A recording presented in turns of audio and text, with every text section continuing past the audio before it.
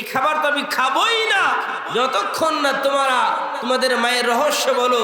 তোমার মাকে আমি এই যে এত লম্বা রাস্তা নিয়ে এসেছি, এত কথা জিজ্ঞাসা করলাম, একটা কথাও নিজের থেকে বলে নাই, প্রতিটা কথার উত্তর কোরআন থেকে দিয়েছে। সুতরাং এই কথার রহস্যটা কি, এটাকে আমাকে বলো। সন্তানরা বলছে যে আমার মা আজকে একদিন আর 2 দিন থেকে না, আমার মা গত 40 বছর থেকে কোরআন ছাড়া একটা কথাও বলে না। বলে আল্লাহু আকবার। মাকে জিজ্ঞাসা করা হলো আপনি কেন কথা বলেন না? তিনি বললেন মা ইয়ালফিদু মিন কাউলিন ইল্লা লাদাইহি রাকীবুন আতীদ। তিনি বললেন যে আমরা যত কথা বলি সবগুলো কথা রেকর্ড হয়ে যায়। এই যে এতগুলো ক্যামেরা আমাদের কথাগুলো রেকর্ড করছে, আমরা যা বলছি আল্লাহর ফেরেশতা আমাদের কাঁধে আছে, তারা আমাদের কথাগুলো রেকর্ড করছে। আর এই জন্যই আমার মা কোরআন ছাড়া একটা কথাও বলে না। আর তখন আব্দুল্লাহ ইবনে মুবারক বললেন যালিকা ফাদলুল্লাহি ইউতিহি মান ইয়াশা, যালিকা ফাদলুল্লাহি ইউতিহি মান ইয়াশা। আল্লাহর বড় দয়া যার উপরে আছে সেই একমাত্র এটা করতে পারে। আমি আপনাদেরকে জিজ্ঞাসা করতে চাই, এই যে আল্লাহর বান্দি যে কোরআনের সাথে সম্পর্ক রেখেছে, কোরআন ছাড়া গত 40 বছর একটা কথাও বলে নাই, তার সম্মান বেড়েছে না কমেছে? কি বলেন, সম্মান বেড়েছে না কমেছে? যদি সম্মান বেড়ে থাকে, কোরআনের সাথে থাকলে লাভ না লস? কি বলেন, লাভ না লস? কোরআনের সাথে থাকলে জেল জুলুম হতে পারে। কোরআনের সাথে থাকলে অন্যায়ের প্রতিবাদ যখন করবেন তখন আপনার উপরে বিভিন্ন প্রতিবাদ আসতে পারেন। দমে যাওয়া যাবে? বলেন না কেন, দমা যাবে? কোরআনের সাথে থাকতে হবে, কোরআনের পক্ষে থাকতে হবে। ভাইরা আমার, আল্লাহ পাক রব্বুল আলামিন এই কোরআন আল্লাহ তাআলা মানুষকে দিয়েছেন হেদায়েতের জন্য। এই কোরআন যতদিন দুনিয়াতে নিরাপদ থাকবে ততদিন আমরাও নিরাপদ, আর কোরআন যদি অনিরাপদ হয়ে যায় আমরাও অনিরাপদ হয়ে যাব। আল্লাহ পাক রব্বুল আলামিন বলেন ইন্না নাহনু নাযালনা যিকরা ওয়া ইন্না লাহু লাহাফিজুন। আমি আল্লাহ তাআলা কোরআন নাজিল করেছি, আমি আল্লাহ কোরআনের হেফাজত করব। সুতরাং যারা এই কোরআনকে যারা সমাজের মধ্যে অচল করে দিতে চায়, কোরআনের আইনকে যারা বাস্তবায়ন করতে বাধা দিতে চায়, কোরআনের রাজ কায়েমে যারা বাধা দেয়, তারা যাই হোক তারা প্রকৃত ঈমানদার হতে পারবে না। কারণ আল্লাহ পাক রব্বুল আলামিন বলেন হুয়াল্লাযী আরসালা রাসূলাহু বিল হুদা ওয়া দীনিল হক লিইয়ুযহিরাহু আলা কুল্লি ওয়ালাউ কারিহাল মুশরিকুন। আল্লাহ পাক রব্বুল আলামিন বলেন আল্লাহ তাআলা ওই সত্তা যিনি কোরআন সহ রাসূলকে পাঠিয়েছেন। হুয়াল্লাযী আরসালা রাসূলাহু বিল হুদা, তিনি তার রাসূলকে পাঠিয়েছেন হুদা, হেদায়েত দিয়ে।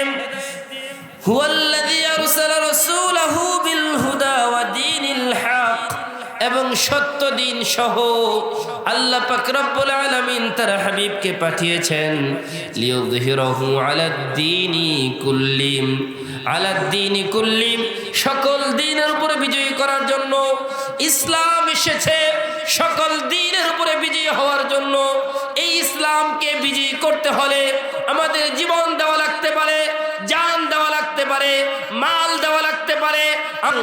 কোরআনকে হেফাজত করার জন্য উলামায়ে কেরাম দিন রাত পরিশ্রম করছেন, দিন রাত তারা পরিশ্রম করছেন কোরআনের জন্য। আর এত দূর থেকে মেহমান এসেছেন, আর আপনারা যদি কাছে থেকেও মাহফিলে না আসেন, এটার থেকে বড় হতভাগা আর মনে হয় কেউ নাই। ভাইরা আমার, এখন আমার এই মাইকের আওয়াজ যত দূর যাচ্ছে, তারা কি আমরা মাহফিলে আসতে পারি কিনা? আমার মনে হচ্ছে যারা রাস্তায় আছে সবাই মনে হয় মুসলমান না। কি বলেন আপনারা, সবাই কি মুসলমান? মনে হয় না। কারণ মুসলমান হলে তো কোরআনের আওয়াজ শুনলে অবশ্যই মাহফিলের প্যান্ডেলে আসতো। আপনারা কি বলেন? আমার মনে হচ্ছে আমরা ধরে নিব যারা মাহফিলে আসতেছে না তারা হয়তো কোনো বিধর্মী কেউ হবে, এই জন্য তারা মাহফিলে আসতে ভয় পাচ্ছে। আর যারা মুসলমানের সন্তান তারা আমরা আশা করব অতি সত্বর তারা মাহফিলের প্যান্ডেলে চলে আসবে। এই জন্য যারা বাইরে থাকবে তাদের কাউকে কিছু বলার দরকার নাই, কারণ বিধর্মীদেরকে আমরা জোর করে মাহফিলের প্যান্ডেলে বসাতে যাব না। কি বলেন, ঠিক কিনা? ভাইরা আমার কথা ক্লিয়ার। এই জন্য এই যে এত সুন্দর আয়োজন, এত সুন্দর আয়োজনের সার্থকতা তখনই হবে যখন প্রতিটা মানুষ কোরআন শুনবে, হাদিস শুনবে। কারণ মানুষ যদি না থাকে, প্রধান মেহমান এসে কি আলোচনা করবেন?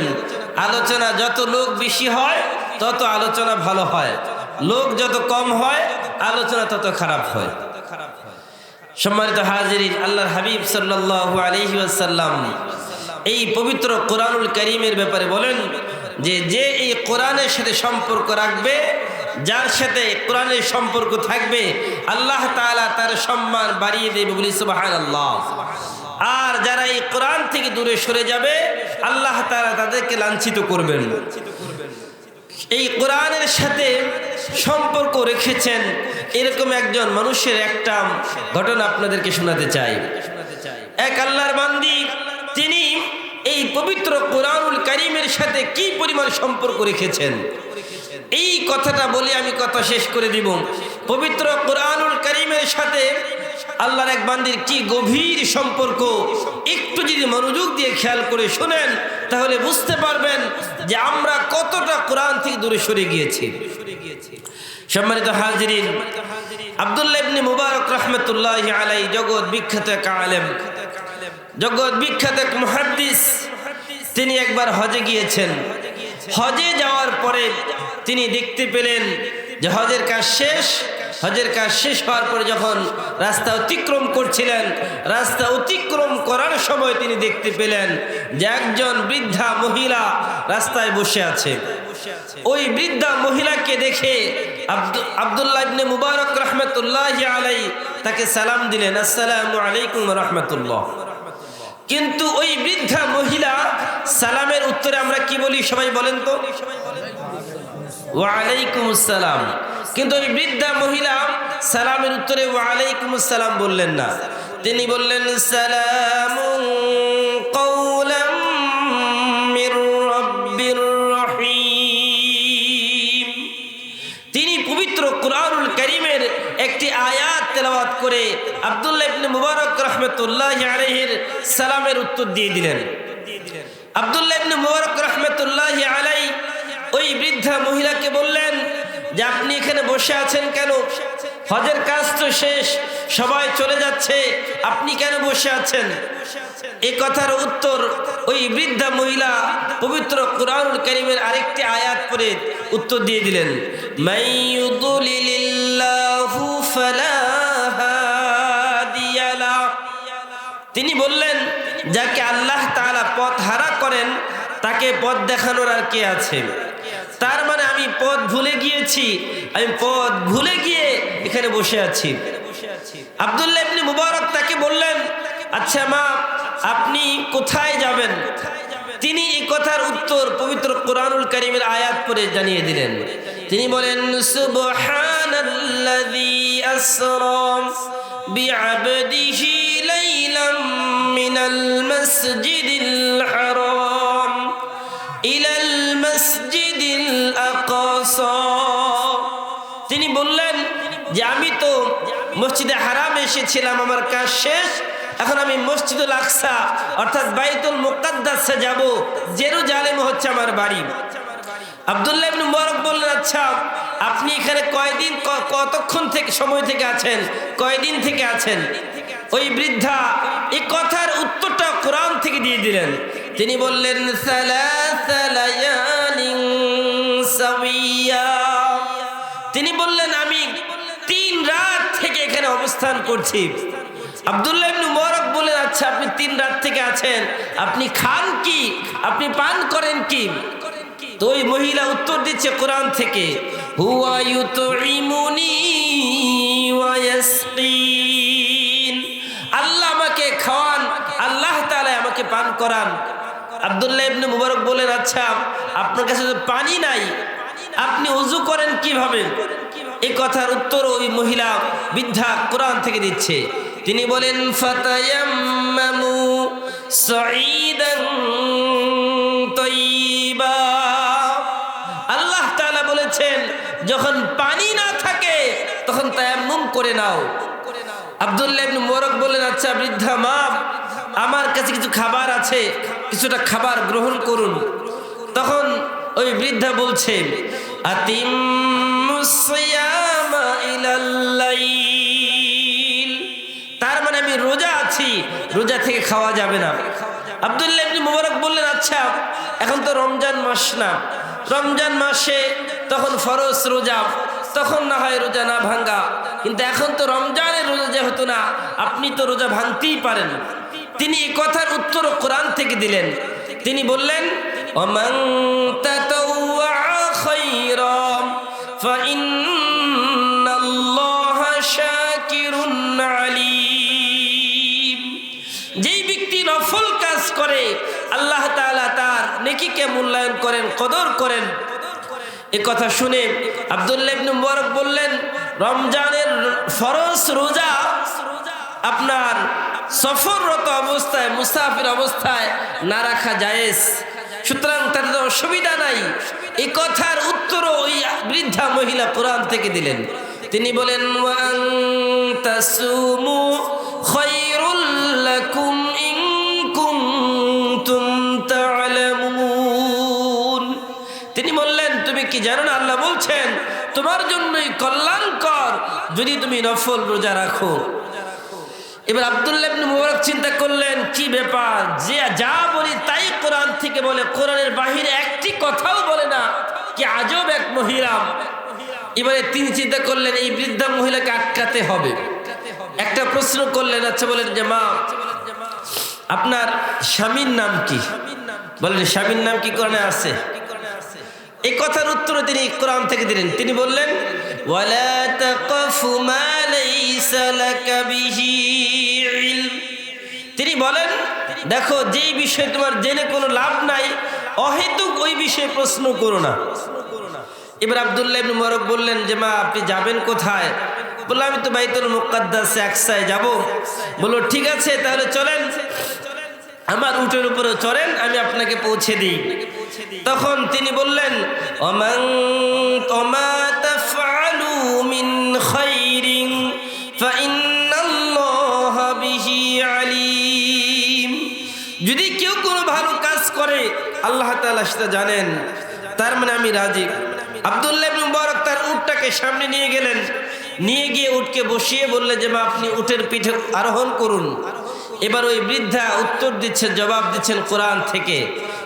উটের পিঠে চড়ার আগে বলছেন, কুল্লিল মুমিনিনা ইয়াগুদ্দু মিন আবসারিহিম।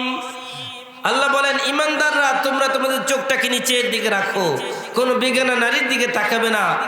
তার মানে ওই মহিলা বুঝাচ্ছে, আব্দুল্লাহ তুমি তোমার চোখ নিচের দিকে রাখো, আমি উটের পিঠে চড়তে গিয়ে আমার কাপড় এদিক সেদিক হয়ে যেতে পারে, পর্দা এদিক সেদিক হয়ে যেতে পারে। তিনি তার চোখটাকে নিচের দিকে করলেন।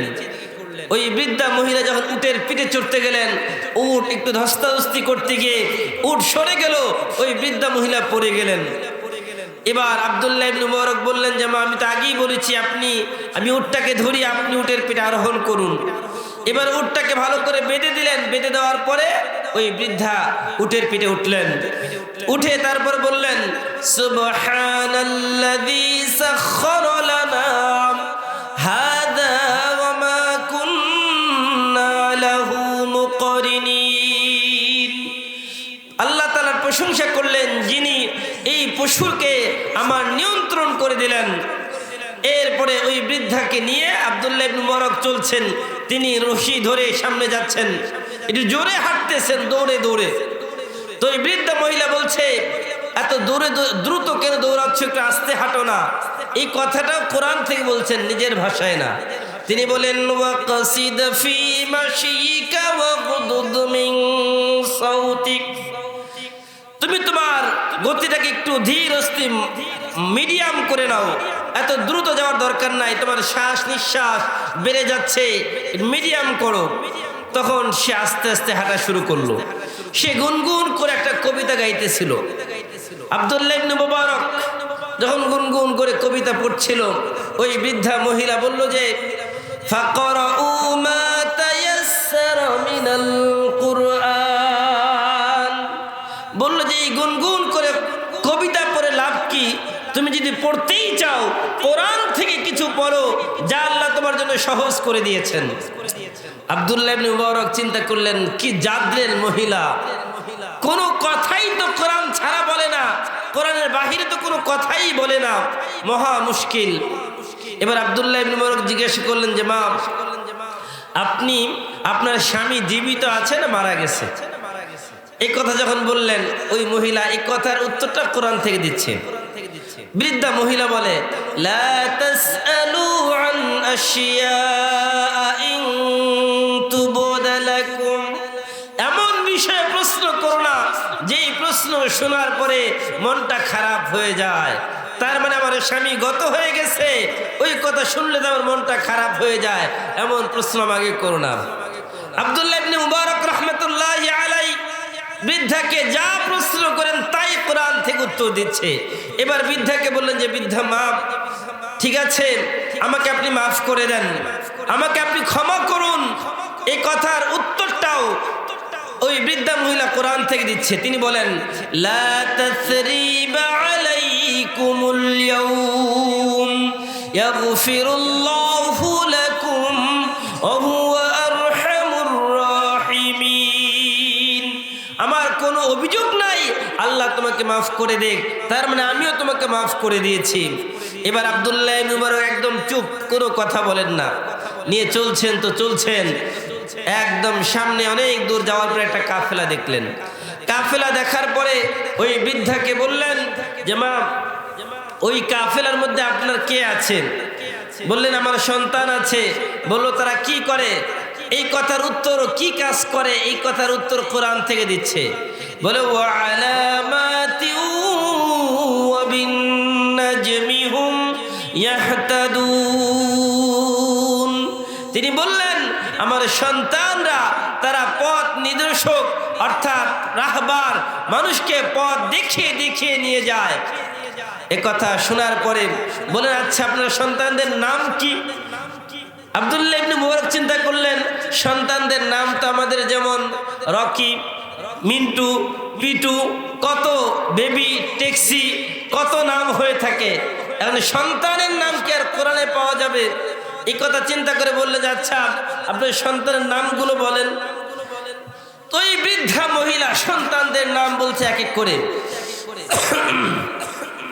সন্তানদের নাম প্রথমে তিনি বললেন ওয়াত্তাখাযাল্লাহু ইব্রাহিমা খলিলা, তার মানে আমার প্রথম সন্তানের নাম, বড় সন্তানের নাম ইব্রাহিম। বলে আরো কোনো সন্তান আছে? বললো যে হ্যাঁ আছে। তার নাম কি? ওয়া কাল্লামাল্লাহু মূসা তাকলিমা, আমার দ্বিতীয় সন্তানের নাম মূসা। বলে আরো কোনো সন্তান আছে? বলে যে হ্যাঁ। তার নাম কি? কয় তার নাম হচ্ছে ঈসা। এই সবগুলো এক একটা আয়াত পরে পরে তিনি উত্তর দিচ্ছেন। তখন আব্দুল্লাহ ইবনে মুবারক ওই কাফেলার কাছে গিয়ে ডাকলেন, কোথায় ইব্রাহিম, মূসা, ঈসা। ডাকার সাথে সাথে তিনজন যুবক, টকবকে যুবক, তাগড়া যুবক সামনে এসে হাজির হয়ে গেল। তারা তাদের মাকে পেয়ে খুব খুশি হয়ে গেল। এবার তাদের মা সন্তানদেরকে উপদেশ দিচ্ছে। কি উপদেশ? ফাবআসু আহাদাকুম বিওয়ারিকিকুম হাযিহি ইলাল মাদিনাতি ফালইয়ানজুর আইয়ুহা আযকা তুআমা। আল্লাহ পাক রব্বুল আলামিনের ওই বান্দি বলেন, তার সন্তানদেরকে বলছেন যাও যাও বাজার থেকে কিছু পবিত্র খাবার নিয়ে আসো, মেহমান এসেছে, মেহমানের মেহমানদারি করতে হবে। সন্তানরা টাকা পয়সা নিয়ে বাজারে গেল, বাজার থেকে খাবার নিয়ে এসে মেহমানের সামনে হাজির করলো। এবার তো মেহমানকে বলতে হবে, মেহমান যেহেতু এসেছে, যে খাবার গ্রহণ করুন। এই কথাটাও কোরআন থেকে বলছে, নিজের থেকে না। কি বলেন? কুলু ওয়াশরাবু হানিআম বিমা আসলাফতুম আনফাকতুম ফিল আইয়ামিল খালিয়া। হে প্রতীক, এই যে এত কষ্ট করে আমাকে নিয়ে এসেছো, এত পরিশ্রম করেছো, তার বিনিময় অন্তত কিছুটা গ্রহণ করো। আব্দুল্লাহ ইবনে মুবারক এবার তার আশ্চর্য হয়ে বলল যে না না, আমার জন্য এই খাবার হারাম,